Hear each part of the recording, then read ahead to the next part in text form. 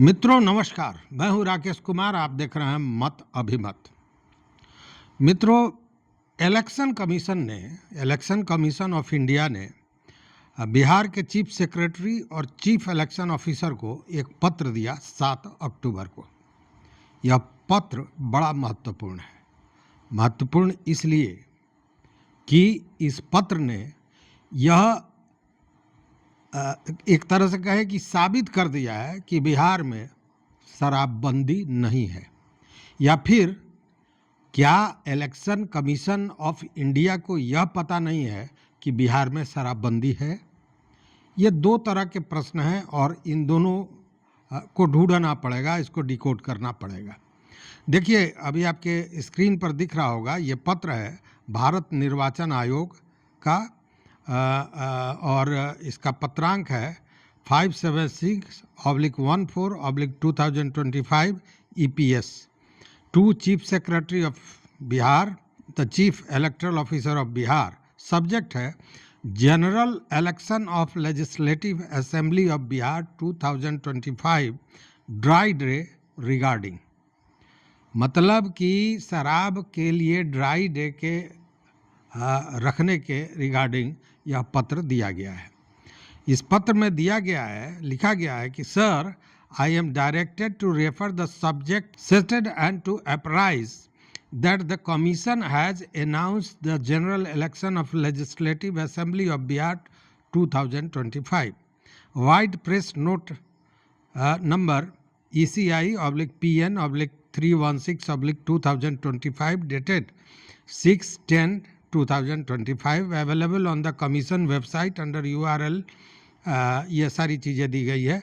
The date of poll have been fixed on 6/11/2025 Thursday and 11/11/2025 Tuesday, and the date of counting of vote has been fixed on 14/11/2025 Friday। और next para में दिया गया है, in this regard your attention to invite to section 135C of the Representation of People Act 1951, which provides that no spirituous, fermented or intoxicating liquor or other substance like nature shall be sold, given or distributed at the hotel, eating house, tavern, shop or any other place, public or private, within a polling area during the period of 48 hours ending with the hour fixed for conclusion of poll for any election in the polling area। और उसके बाद दिया गया है कि the commission further directed to the date of which counting of votes is to be taken up, that is 12th November 2025 Friday, shall also be declared dry day under the relevant law in the polling going state. The restrictions provided in the excise law on liquor shall be vigorously enforced। यह पत्र है। अब इस पत्र को जरा मैं जो क्वेश्चन कर रहा हूं, इसका जवाब मुझे नहीं मिल रहा है, संभवतः आप दे सके मित्र।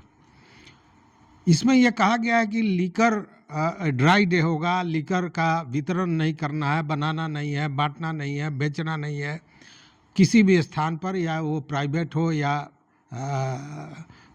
पब्लिक प्लेस हो। साथ ही यह भी कहा गया है कि 48 घंटे, मतलब जो पोलिंग है उसके 48 घंटे पहले से ये सब बंद हो जाना चाहिए, या जिस दिन मतगणना होगा उस दिन भी ड्राई डे होना चाहिए।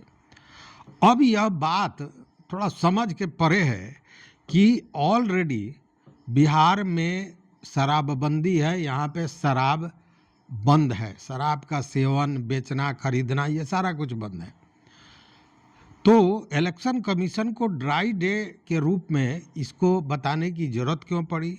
तो क्या इलेक्शन कमीशन को पता नहीं है कि बिहार में ड्राई डे है, या फिर इलेक्शन कमीशन भी ये मानती है, जो समाचार रोज देखने को मिलता है सोशल मीडिया से लेकर अन्य मीडिया पर, कि शराब खुलेआम बिक रहा है, होम डिलीवरी हो रहा है।